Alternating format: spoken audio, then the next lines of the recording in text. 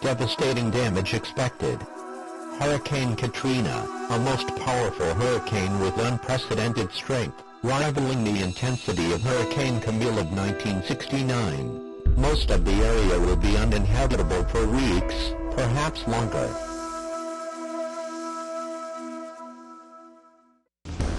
Fox 8 News, your weather authority, presents Weathering the Storm 2012. Here's Fox 8 Chief Meteorologist Bob Breck. Hello, and thanks for joining us.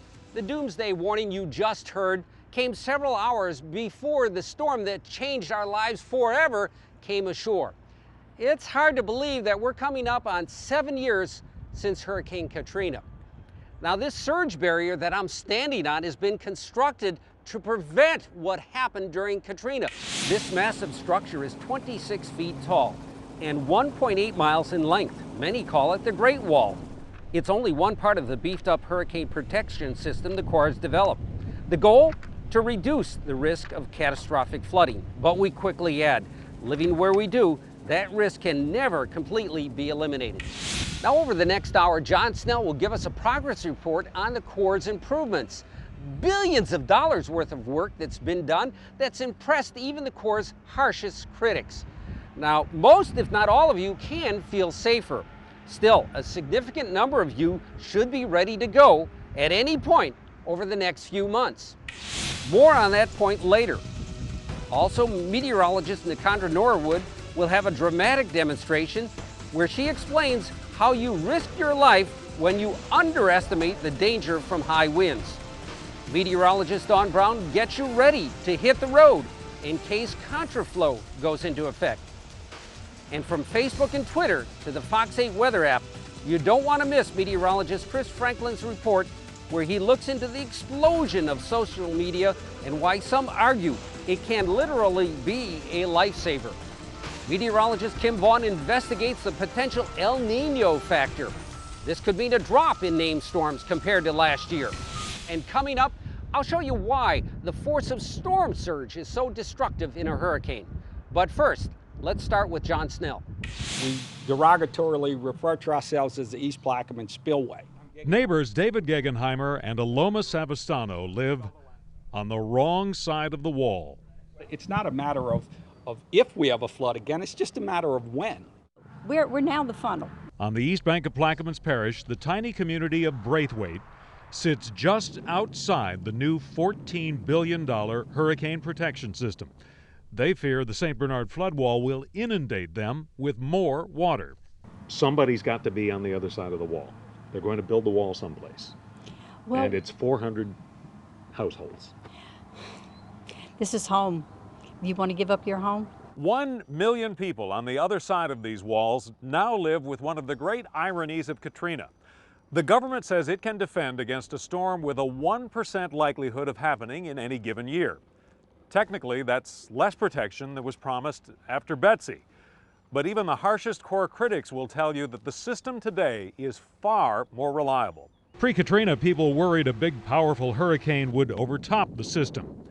Few people feared the surge would barrel through flood walls or that levees made of sand would disintegrate. The Corps of Engineers, embarrassed by the levee failures, responded with a system unlike anything ever built in North America.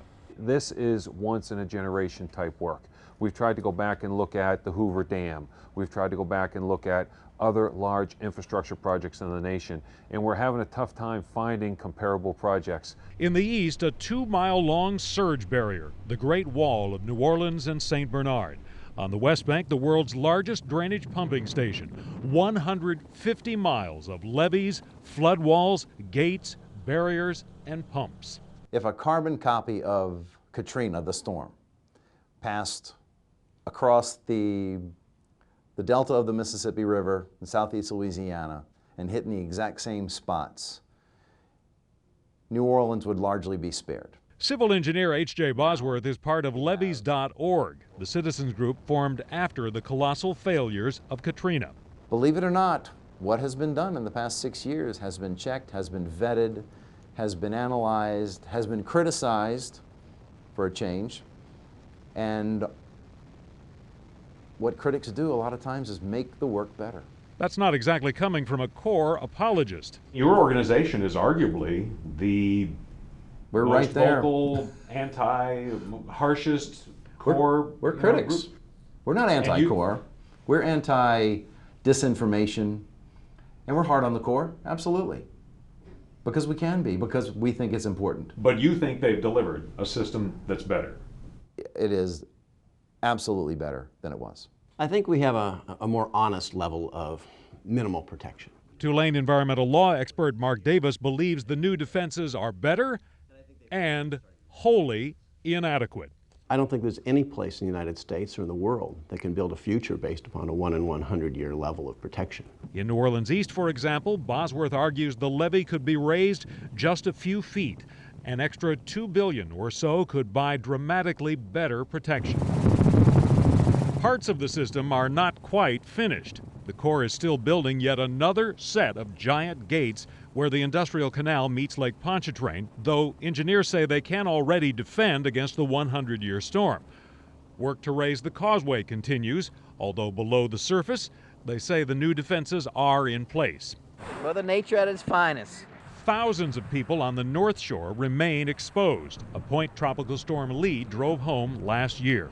This is Mandeville living, baby, right here, Mandeville living. Some sort of barrier running from Chef Pass to the Rigolets would dramatically add to the protection on both sides of the lake. If it was a solid barrier and would block all of the water from entering the lake, it could increase the surge in Mississippi unnecessarily. Bosworth believes a structure can be designed to slow down the water and limit the surge into the lake without piling water onto the Mississippi Gulf Coast. Politically, can we pull that off? Because if I live in Slidell or even on the South Shore, I love that idea. But if I live in Pass Christian, you're sending more water my way.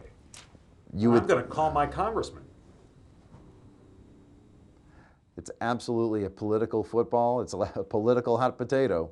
And I wouldn't want to make it my mission in life without some more studies. Bosworth is worried about the reliability of temporary pumps on canals at the New Orleans lakefront. Should they fail while 10, 15, even 25 inches of rain fell in a tropical event, the effects could be catastrophic. And we have told folks, pick a pump, pick a day, push a button. That's how confident we are about the operations of those structures. We have never had anybody who hasn't come out there on a day that picked a pump, that pushed a button, and it hasn't worked. By building these walls, the Corps has, in military terms, moved the fight farther from your front door. But experts point out this is by no means the last line of defense. The new system has yet to be tested. And if you think about it, the levees and wetlands even don't really protect people so much. Evacuation is really the only thing of the multiple lines of defense that really protects people, because you can get out of harm's way. I'm not defending anybody, and I'm not protecting anybody. We're reducing risk. In fact, don't tell anybody at the Corps these are hurricane defenses. They will tell you they have built risk reduction.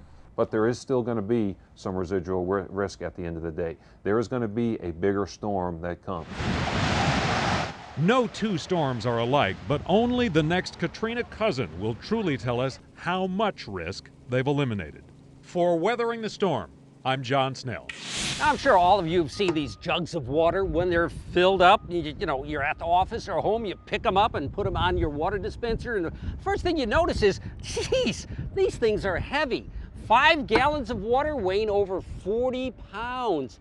Now picture if you had a cubic yard of water that, bigger than this now, it weighs almost 1,700 pounds. Now imagine out water, cubic yards, millions of cubic yards moving towards you at 5 to 10 miles an hour, creating a tremendous force. That weight coupled with that movement creates tremendous forces that can smash and destroy the strongest of structures. Storm surge is not a tsunami, a mountain of water that surges ashore, taking everything with it. The Japanese earthquake in 2011 gave us scary pictures of what moving water can do. Now, a storm surge is a gradual rise of water ahead of a hurricane over a much longer time frame than a tsunami. coupled with waves on top of the surge, the relentless pounding of water causes most structures to fail. Now, if you live near the coast, outside levee protection, or with no levees, you must evacuate inland to avoid the power of the waves. Hopefully, our current rebuilt levee system will protect us from most storm surges. However, what we don't know and won't know until another hurricane threatens is how will this structure and the many others that have been built change the flow of water.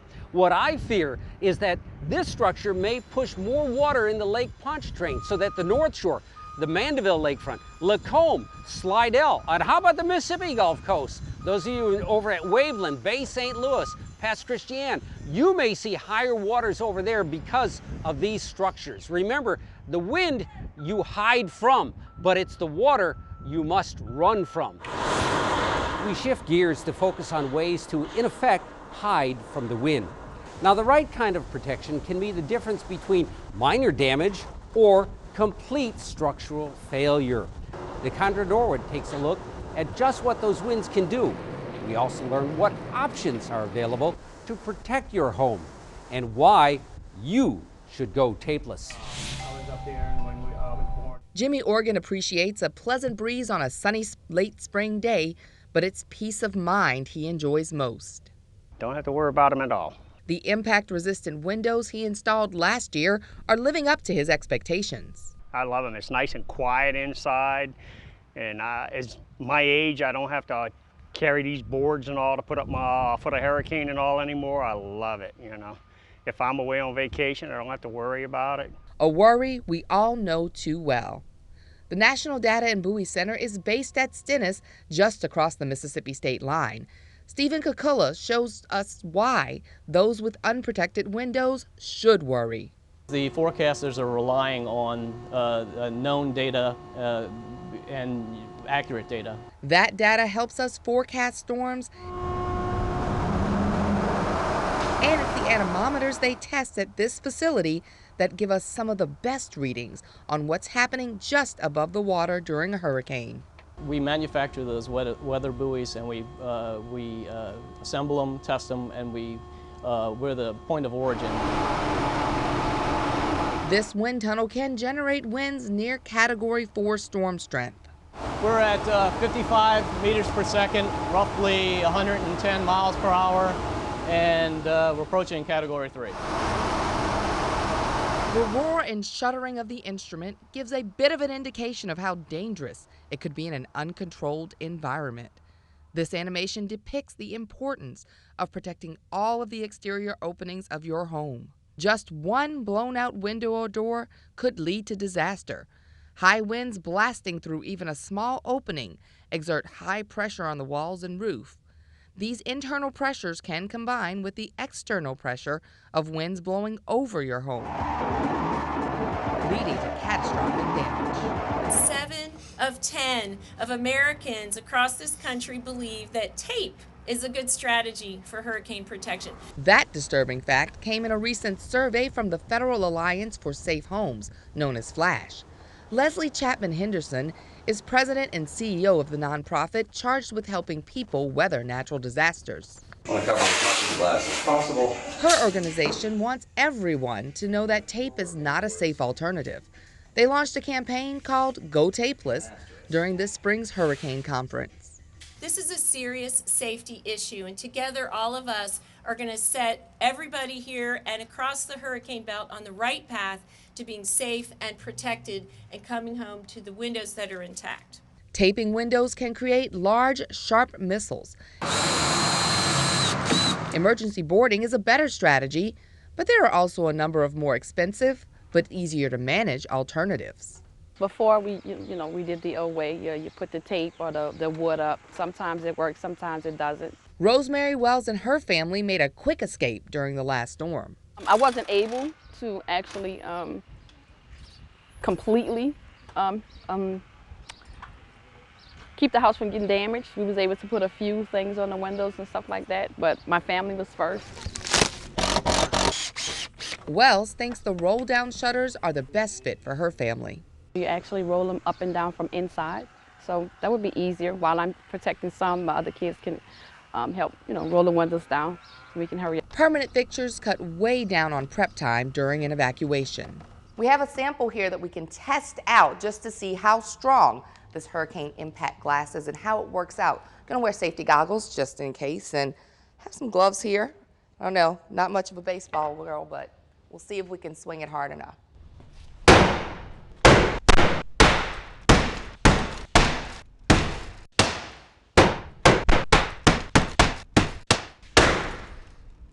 Made it up to 20 hits there, and we still haven't managed to push the glass out, so I think that's a pretty good test. Rodney Bro owns professional patios and screen rooms. This is what I put in my mother's house. This is what I put in my house. He likes the minimal maintenance that comes with storm-resistant glass. Because customers always ask me which one would I do, and this is the one I put in because to me, you don't have to do anything. It's always there. There's no extra decorating. There's no extra maintenance parts on it. Bro carries a number of hurricane protection products. The roll shutter, by far, is going to be the most popular one because everybody loves them because you can see it. You can use it any time of the day, night. Security Iron also has a year-round low-maintenance alternative. It's a major investment, but you won't be buying plywood anymore and storing it in your yard for the termites to eat. These iron screens behave just like regular window screens, but it can resist projectiles. Part of the strength in this product is that this screen flexes somewhat, so if something hits it, it has a tendency to bounce off. Here we're putting argon gas in. Owner of LES Enterprises, Rick Maya, showed off their North Shore manufacturing facility. Engineering, which is what we do. I mean, that's what I do. I like to do that. It's like I'm a kid with an erector set. What can I build now? LES constructs both energy saver and impact resistant windows, as well as aluminum shutters. It looks like a wood shutter. It acts like a wood shutter. It's stronger than a wood shutter, but it doesn't deteriorate like a wood shutter. The company makes its shutters to size, cutting each slat and milling each rail at the plant. This is the American Standards Testing Laboratory. We bought this cannon so that we could test our own materials. Maya wants to make sure their products meet all hurricane-resistant requirements before they send them off for certification. It meets the criteria for a large windborne debris at 150 miles an hour. The American Testing Laboratory says that you got to meet 150 miles an hour to get that rating for the windborne debris. You've got to pass this test, and it's also got to withstand 50% more weight. Certifications that allow this Louisiana-made product to stand up to the Dade County, Florida building codes, the toughest in the nation. I love the way these are made. And Organ says he worked hard at his decision to put impact-resistant windows in his home. Research. I did a lot of research on them. A decision he says pays off every day and will be worth the investment when the next storm comes. For Weathering the Storm, I'm meteorologist Nakandra Norwood. If we do face a mandatory evacuation, the last thing you want to do is hit the road without knowing the do's and don'ts of contraflow. Dawn Brown has that story. Plus, 30% of the people that access Facebook on a daily basis do so from a smartphone. Social media can bridge the information gap during a crisis in ways you might not know about. Now, Chris Franklin will show us next.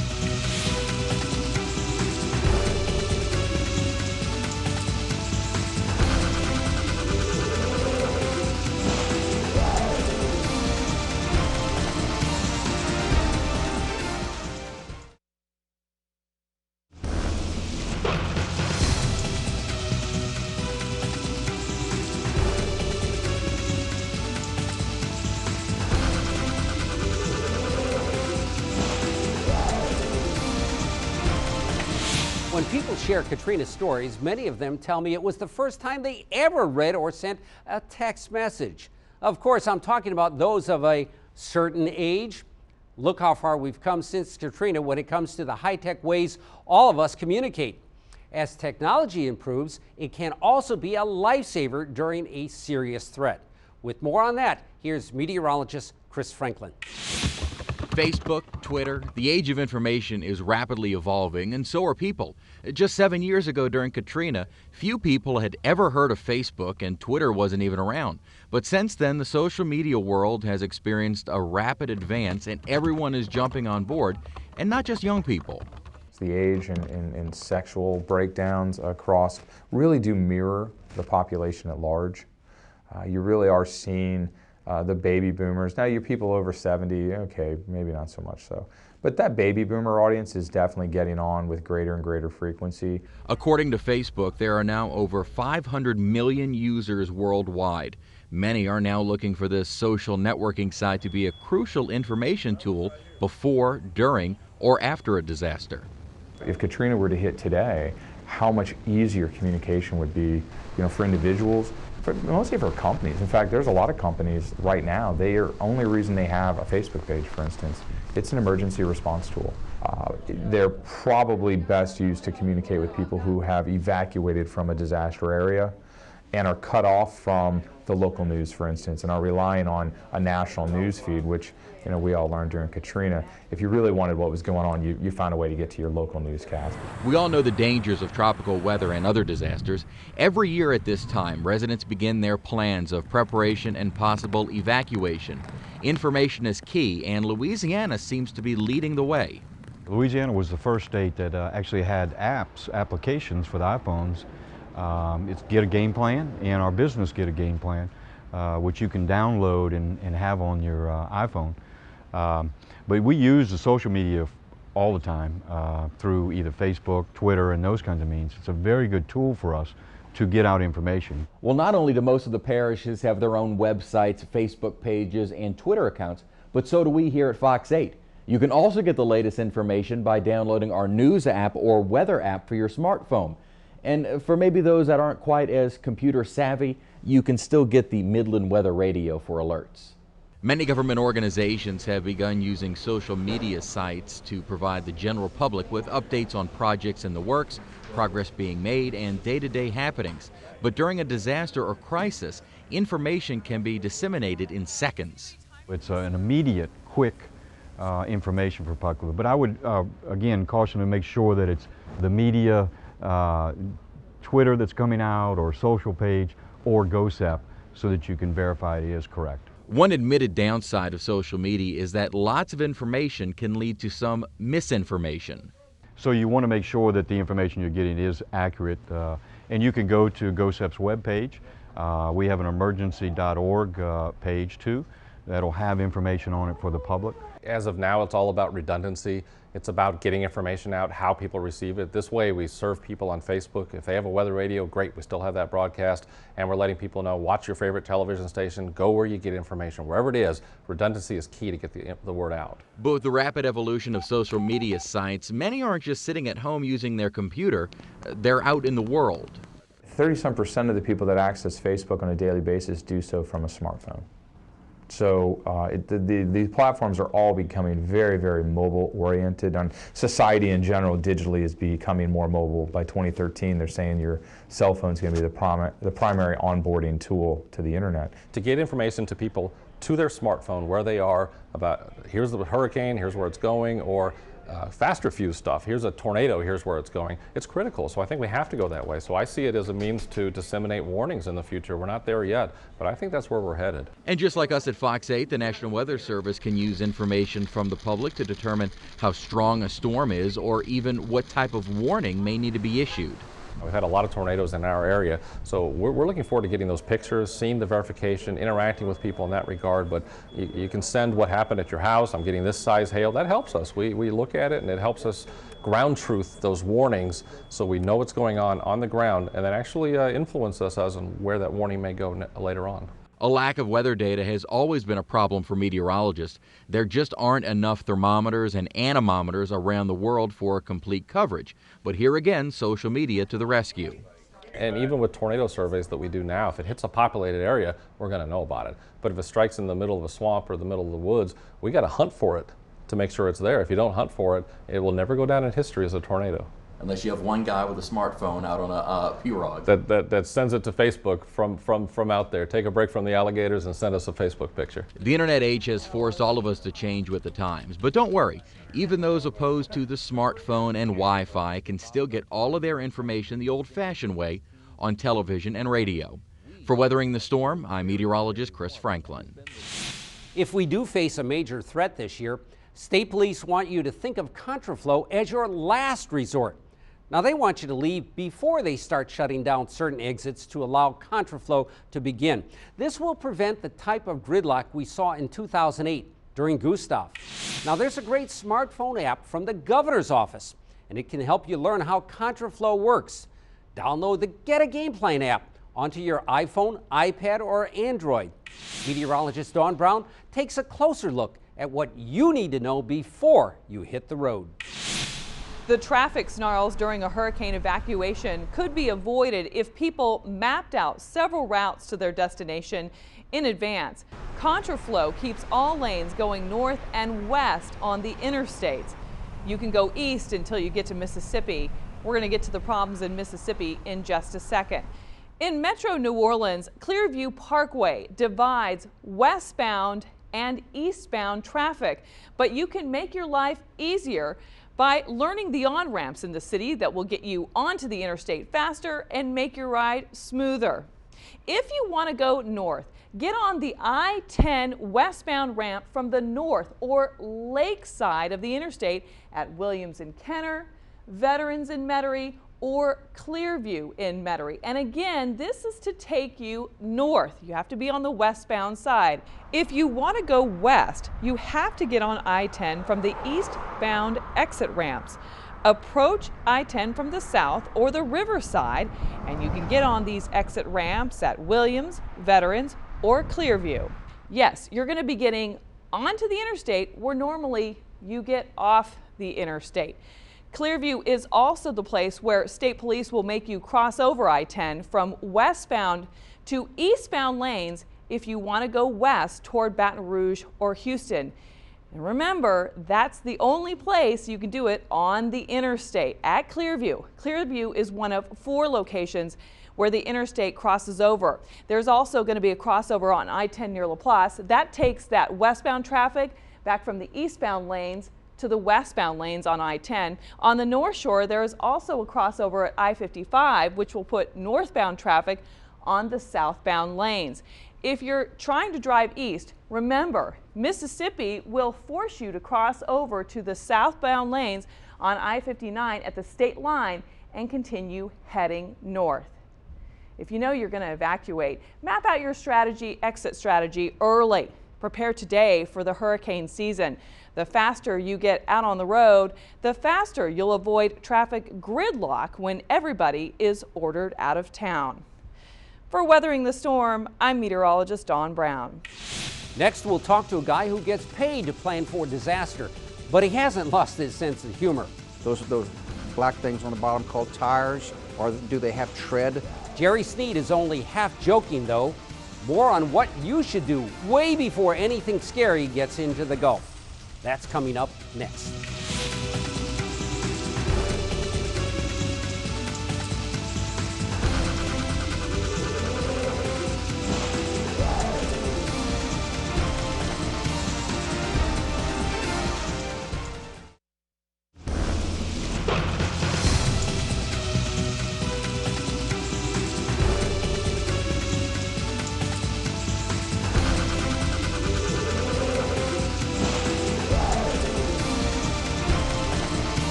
Shift our focus to something most of us cannot even begin to imagine.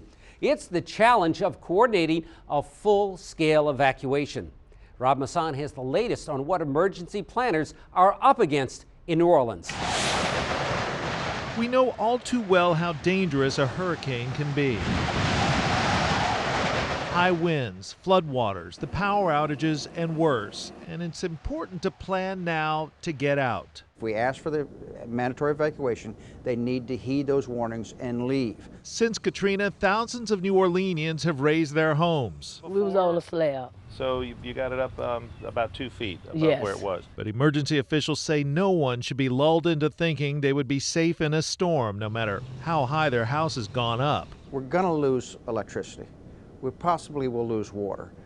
It's going to happen in August or September when it's 95 degrees with 90% humidity. It's not going to be a good place. For that reason, the city's emergency planners are urging citizens to get their evacuation plans in order now. Those black things on the bottom called tires, or do they have tread like they're supposed to? The worst thing I can think of is being on that road, having a blowout, and you're out there with all these thousands of people moving, and here you're trying to change a tire. Colonel Jerry Sneed says every New Orleans area resident should make an evacuation plan that includes a packed bag ready to go, a car that's in good shape, a case for all important papers, as well as cash for a trip. Why don't you have a hurricane fund where you, in fact, take some of the money that, if you can, put aside for that possible evacuation. For those without cars, the city has reserved RTA buses to pick up citizens at 18 locations around town and take them to Union Passenger Terminal. That's where other buses will await them to take them to evacuation centers both inside and outside Louisiana. Once again this year, Amtrak's made no provisions to bring in trains, something which proved helpful in the past. But air evacuations are planned if needed. We will transportation triage our people to determine which ones we can put on planes, and then we will bring them out to Louis Armstrong Airport, where they will be put on planes to out of state areas. In the evacuation business, planning is critical, and officials here urge you to call 311 and register if you think you'll be needing evacuation assistance. It will help them plan exactly how many buses are needed and tell them where those buses will need to go if, in fact, they pull the evacuation trigger. No shelters in Orleans Parish for a Category 3 or higher storm. To be sure, the region may be better protected now than ever before. The tools are there for a better protected city. But that doesn't mean we may not have to ask for a mandatory evacuation. But this August marks 7 years since Katrina, and officials worry about complacency. We live in a bowl. We need to be prepared for a hurricane, and don't let complacency come in. Oh, it was bad. It had like about 4 feet of water. Sandra Johnson will never forget. Well, I saw what the people went through down here, and I had fear in my heart for them. Though her house is raised, she's got a plan to get out when the hurricane warning comes. Have my suitcase and my belongings and my important papers. That's what I need to have with me. You're not taking any chances? No, I'm not anymore. And officials say everyone should heed her advice. For Weathering the Storm, I'm Rob Manson, Fox 8 News. As Rob mentioned, the city plans to have lots of evacuation pickup spots. Now, most of these are for the general population. As you can tell, they made an effort to cover just about every neighborhood. The locations range from Central City and Treme to the 7th Ward, Bywater, and Gentilly. People in Lakeview, Broadmoor, West Carrollton, and Algiers should find it easy to get picked up. That's also the case for those in the lower 9th Ward and New Orleans East. First responders want to make sure that they can rescue anyone who ends up trapped by floodwaters. Take a look at their recent drill in the lake. The goal of the training exercise at West End was to prepare agencies like firefighters, EMS, police, even the SPCA for residential flood rescues. The boats represent people on rooftops during a flooding event like Katrina. Gulf States Dive and Rescue coordinated the learning experience. We triage these homes so that we can fill up our boats with people who need to be rescued right away, as opposed to just picking people off of platforms that may be high and dry and not in any threat at all. Gulf States Dive and Rescue is a nonprofit that conducts training for agencies throughout the Gulf States. St. Tammany Parish has something new this hurricane season. The old way to create sandbags involves what was basically a funnel on the back of a dump truck. The new, more efficient system largely automates the process. One person puts an empty bag under a chute. It fills with sand, then a second person guides the bag to another part of the machine that automatically ties it. St. Tammany's Director of Public Works says the improved efficiency over using dump trucks is well worth it. People in one parish say the stakes are too high to wait on the feds to come to their rescue. John Snell has a hurricane protection story you will not want to miss. And experts who track storm activity sound fairly confident we'll get a break this year. However, there's still a big if, as Kim Vaughn will explain next.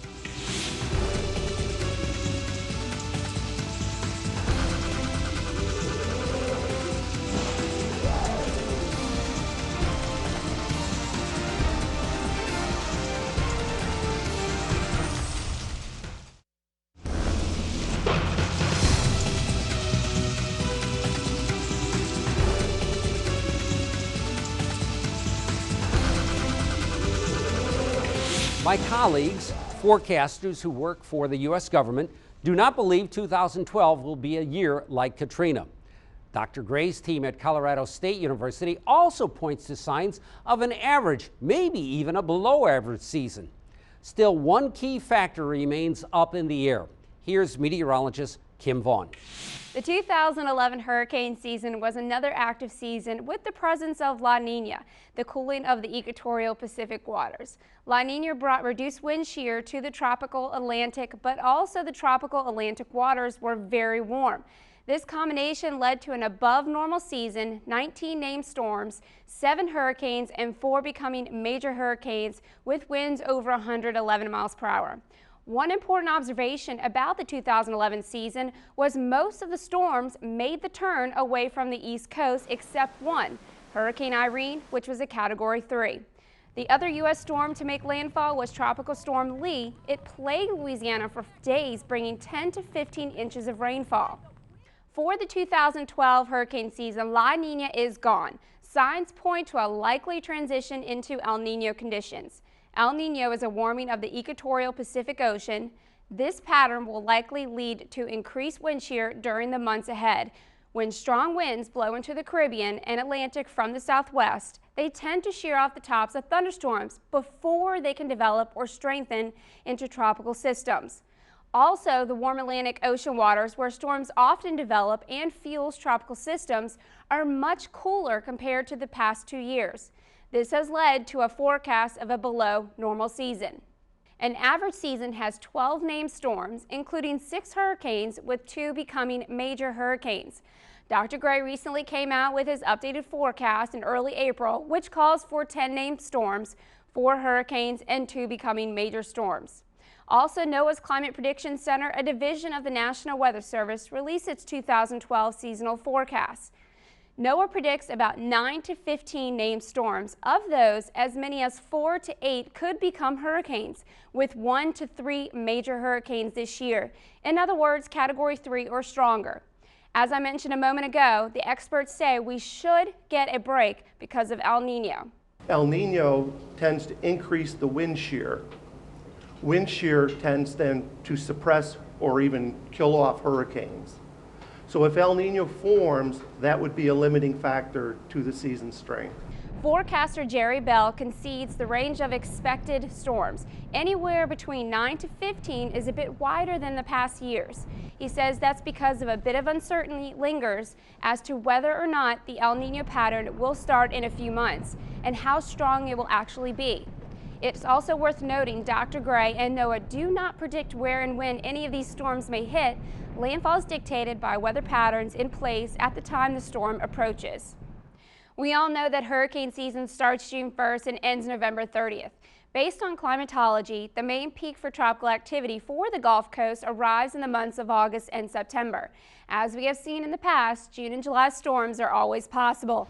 This year, 2 named storms have formed before the official start of the hurricane season. Now is the time, if you haven't already, to get your plan together for what you and your family will do if disaster strikes. Tune into Fox 8 Weather Team for all the latest up-to-date information for this year's hurricane season. For Weathering the Storm, I'm meteorologist Kim Vaughn. If we do face a serious threat later this year, you'll be seeing a lot of this guy on Fox 8. Dr. Richard Knabb is the new director of the National Hurricane Center in Florida. He's a forecaster with years of experience in tropical weather. Dr. Knabb replaces former director Bill Reed. Every year at this time, we hear about new inventions from various companies. They're competing for your hard-earned dollars as you put together a family emergency kit. From food storage to high-tech radios and flashlights, the list of gadgets and gizmos can seem endless. However, out of all those products, there's one that really grabbed our attention. The company that makes it says you can place this liner in your bathtub. Their promotional materials say you can safely store 100 gallons of drinking water. A siphon pump is used to place the water into jugs or pitchers. They claim the water will stay fresh for up to 4 weeks. Oh, it sounds nifty, although we're quick to point out we've only seen this invention demonstrated online, not in person. Not sure if it lives up to the hype, but I have to admit, I sort of like the name. They call it Water Bob. Coming up, meet some people who vow to stop waiting for someone else to save their wetlands. In a few more hurricanes, we won't have anything left here anymore. See how they're going it alone to beef up storm defenses.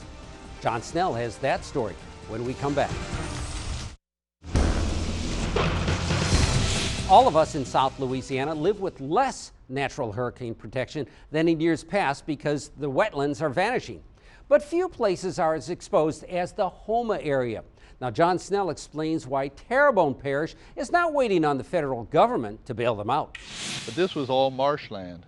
Steve Wassan watches parts of his coastal parish vanish before his eyes. It's happening faster and faster, particularly in this area. You see the effects on a now out-of-date GPS map. And there was a little bay on the left side, but you can see it's all bay now. And this green denotes land? Denotes the marshland. And there's no marshland? That's gone. If you look at the map, it says we should be, what, in a little bayou? In a little bayou. We're in an open bay. Right. It's completely washed this bank. Land losses in Terrebonne are among the worst in Louisiana. If nothing is done by the year 2050, scientists see this total projected loss as depicted in red, a coastline bleeding. A series of hurricanes and tropical storms spawned a sense of urgency. With the wetlands gone, houses took on water in areas that would not have flooded in relatively minor storms of the past. Home, sweet home. On Bayou Terrebonne, Myron and Tammy Otema have lived coastal land loss. In a few more hurricanes, we won't have anything left here anymore. Right. You won't be able to see this anymore. It'll be camps, but it won't be homes. Myron remembers trapping in areas just a few miles from his home in Montague. Today it's all water, marsh, where the rats and the neutrals and the coons and the otters, they're no longer there. They had to leave too because it's not enough land. It's just mostly all water. I'm standing on a small oyster reef. It's part of what's holding this shoreline together. But as it slips into the bayou, this will actually become an area of oyster production, just as that open bay behind me was once marshland. For 20 years, Terrebonne Parish has been waiting on Morganza to the Gulf, a giant levee that the federal government would build. Reggie Dupre is executive director of the Terrebonne Levee District. That's like the red line. This would be Morganza if it ever gets built. Right, and the red lines are the ring levees around the communities. The Levee District is building parts of Morganza at smaller heights around the most vulnerable places in Terrebonne. I honestly thought that Big Brother was coming to save us real soon. Well, here we are, in 2012, and it has not yet occurred. Dupre says out of pure frustration, the parish decided it cannot wait on the federal government. When you look at, this big fancy Morganza to the Gulf, you know better than I, there's a theory out there that that's a fantasy. It'll never get built. But we're building it. We have built several miles of Morganza to the Gulf. The parish government has looked for unconventional ways to stretch dollars. Washington is paying for this road extension in the southern part of Houma. The roadway is raised above the surrounding terrain. So the beauty of this is it's a road technically, but correct. It's a levee. It serves as both capacities. Parish President Michel Claudet says drainage levees and ring levees around communities will add some layers of defense. And we'll have the best protection we've had for ages. One major concern involves Houma's version of the Mr. Go. The Houma Ship Channel provides a shortcut to the Gulf and a potential superhighway for storm surge right into the heart of the community. At a shipyard in Amelia, workers build a 250-foot floodgate that's in some ways like no other. The $50 million came from a combination of local and state money, nothing from the federal government. It's the largest, most expensive non-federal floodgate ever built in this country. Late this year, when the gate is put in place at Dulac, it will hopefully close the front door on future hurricanes.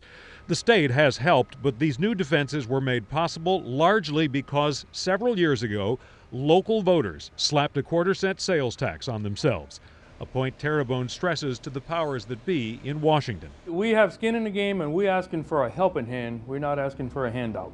Given the urgency, the parish understandably waited anxiously for the state's new master plan for the coast, unveiled in January. Your initial reaction was what? Really bad. We saw a void of marsh creation in areas that we thought were critical to protect populated areas of Terrebonne. The revised master plan now includes marsh creation in areas southeast of Houma to provide some buffer for the levees. And the state will consider the results of a study now underway, which looks at mining sediment from the Atchafalaya River and piping it into the marshes of Terrebonne.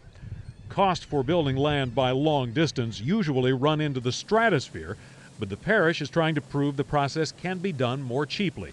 I am very, very, very pleased with what I think and optimistic about what I think will be the future of Terrebonne Parish. I've been here a while and plan on staying. I tried going further up. It ain't my life. Myron and Tammy Otama are at home on Bayou Terrebonne. Right. Our hope is our kids can still be living here Yeah. 50 years from now or whatever. Yeah. That's the problem. My baby girl told us she wants the house. Yeah. We have to get out now. We hope she still has a house, you know? In Terrebonne Parish, it's a fight for land and a way of life. For Weathering the Storm, I'm John Snell. So, just how prepared are we this year? I'll share my closing thoughts in a moment. For 34 years, we've been weathering the storms together.